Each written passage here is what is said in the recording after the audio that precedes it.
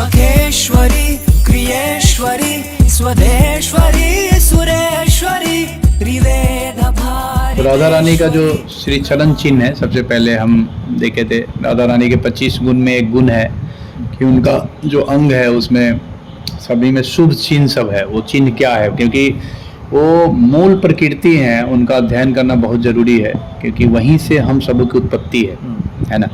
तो देखो, अगर मूल चीज़ अगर नहीं समझेंगे तो कन्फ्यूजन क्रिएट आता है ना। प्रोटोटाइप किसी भी चीज़ का मूल समझना है ना, मूल प्रोग्रामिंग।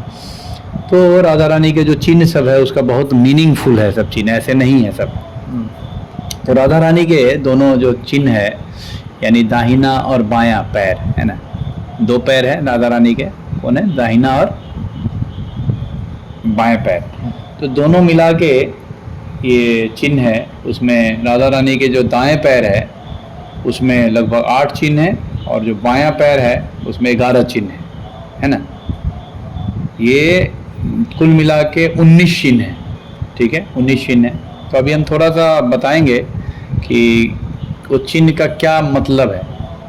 तो सबसे पहला जो है राधा रानी के दाएं पैर में वो चिन्ह है, वो है शंख, ठीक है, पहला जो है शंख, दूसरा है गिरी, तीसरा है होमकुंड, चौथा है कुंडल, पांचवा है रथ, छठा है गदा, सातवां है शक्ति, और 8वां है मीन, मछली। तो पहला जो शंख है उसका क्या मतलब है? उसका मतलब यह है कि राधा कृष्ण के चरण कमलों की शरण ग्रहण करने वाले भक्त जो है सदैव दुखों एवं भय से रहित होते हैं।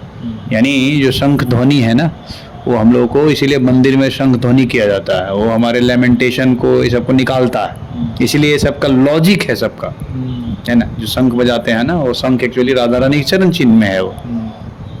दूसरा है वो गिरिराज पर्वत है, पर्वत जो हम लोग परिक्रमा कर रहे हैं ब्रज में, वो स्वयं, इसका क्या मतलब है कि गिरिराज जी भी अपने राधा रानी के जो चरण चिन्ह है वो अपने सर पे रखे हुए हैं। यानी इसीलिए राधा रानी महत्वपूर्ण है, गिरिराज जी नहीं महत्वपूर्ण है, राधा रानी मूल महत्वपूर्ण है। आप समझ रहे हैं, इसका मतलब ये भी हो गया। बहुत लोग गिरिराज की परिक्रमा करते हैं, बहुत लोग राधे राधे बोलेंगे कि मैं तो सब चीज़ हो गया। तो बात सही है, राधा रानी जो है महत्वपूर्ण है ब्रज में। तो इससे ये है, इसका अर्थ क्या है, सभी आराध्य, गिरिराज भी राधा के चरणों का आराध्य करते हैं, यानी सर्व आराध्य, सभी जो आराधना करते हैं गिरिराज जी का, वो भी गिरिराज जी स्वयं राधा रानी को आराधना करते हैं, ठीक है ना। इसे ये मीनिंग है। तीसरा है होम कुंड, यानी राधा रानी के जो चिन्ह है दाएं चिन्ह, उसमें होम कुंड है। होम कुंड जो हवन करते हैं हम लोग, हवन में क्या होता है, पाप, जो भी पाप हम लोग करते हैं वो सब नष्ट हो जाता है। यानी राधा रानी के चरण को अगर हम दर्शन करते हैं, उनको प्रणाम करते हैं, उन पे ध्यान करते हैं, क्योंकि ये जो राधा रानी का जो चरण चिन्ह है ना, रामानंद राय से जब भगवान चैतन्य महाप्रभु का टॉकिंग है उसमें बता रहे हैं कि best, what is the best meditation. तो वहाँ पे रामानंद बता रहे हैं, to focus on the lotus feet of Radha Rani and Krishna, this is the best meditation.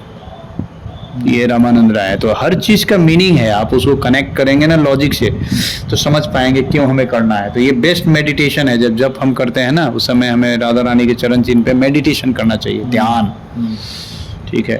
ये हो गया। फिर जो है चौथा चिन्ह है राधा रानी के दाएं पैर में, वो है कुंडल। ये कुंडल का मतलब है श्री कृष्ण जो है वो क्या करते हैं, अपने राधा रानी का जो सदैव राधा रानी के मधुर नुपुर को, है ना, उनका श्रवण करते हैं, रुंझुन ध्वनि कुंडल का। फिर जो है पांचवा जो है रथ है।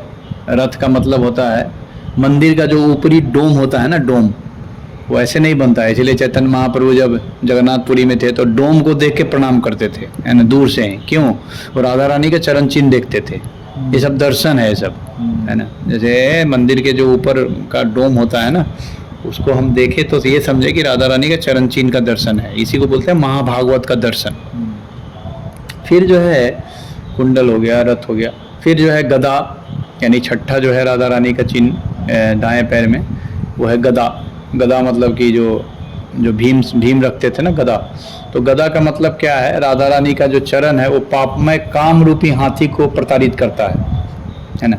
यानी जो गदा है वो क्या करता है, हमारे पाप के प्रताड़ित करता है काम। फिर राधा रानी का जो दाएं पैर में 7वां वो है शक्ति त्रिशूल है।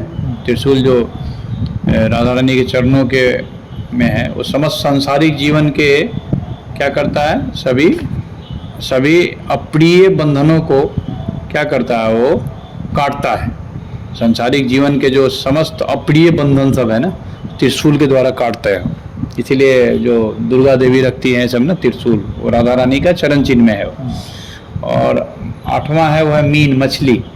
मीन जिस प्रकार से पानी के बगैर नहीं रह सकती है, उसी तरह भक्त लोग जो है राधा रानी के बिन बगैर और कृष्ण के बगैर नहीं रह सकती। तो ये जो है कुल 8 चिन्ह है।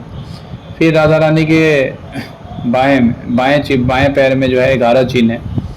पहला है वो जौ का दाना है, इसलिए हम लोग ब्राह्मण लोग जो है घर के आगे या दुकान के आगे जौ रखवाते हैं ना, क्योंकि उससे क्या है, धन धान वृद्धि होता है।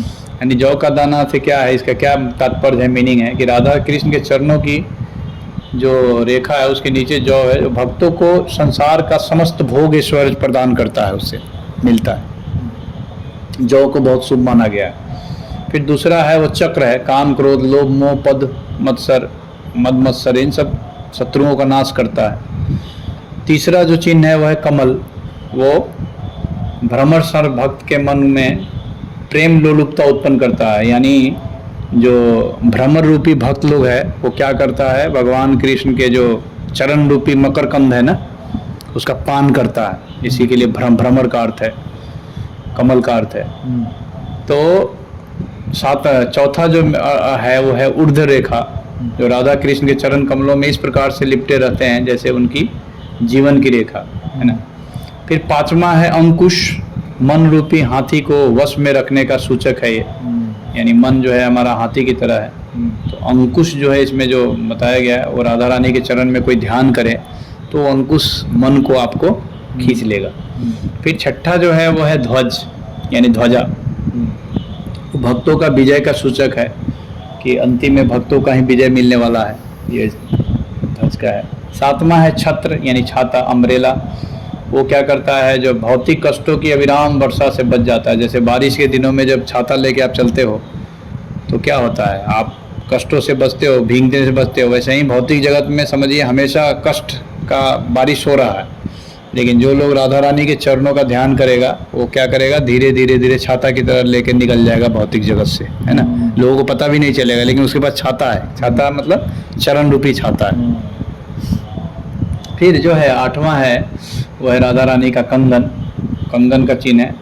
वो कंगन जो है, कंगन का मतलब है कि राधा रानी का जो चरण है वो हमेशा कृष्ण अपने हाथ में रखते हैं, इसीलिए वो कंगन उसमें चिन्ह है। ये सब गहरा मीनिंग है तो ये कंगन।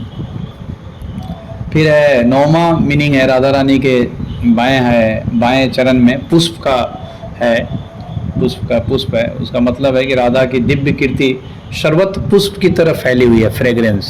यानी जिस तरह से पुष्प में सुगंध होता है, उसी तरह राधा रानी की जो कीर्ति है, यश है, वो उसी तरह चारों तरफ फ्रेग्रेंस फैला हुआ है।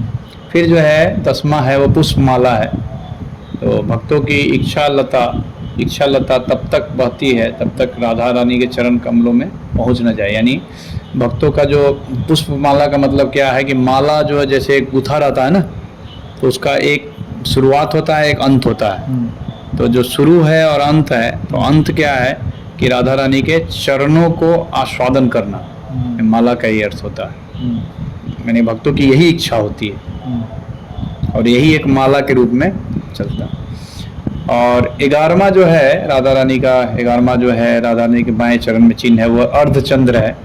तो इसका एक ये भी मतलब है कि शिव जी जो है महादेव स्वयं अपने राधा रानी के चरण को अपने सर पे रखते हैं शिव जी के। इसीलिए आप देखोगे कि आगे जटा में जो है चंद्रमा को धारण करते हैं। तो इसका ये मतलब है कि राधा रानी चरण चिन्ह स्वयं धारण करते हैं। तो ये कुल मिला के राधा रानी का 18 जो है, लगभग 8 और 11 19 चरण चिन्ह है।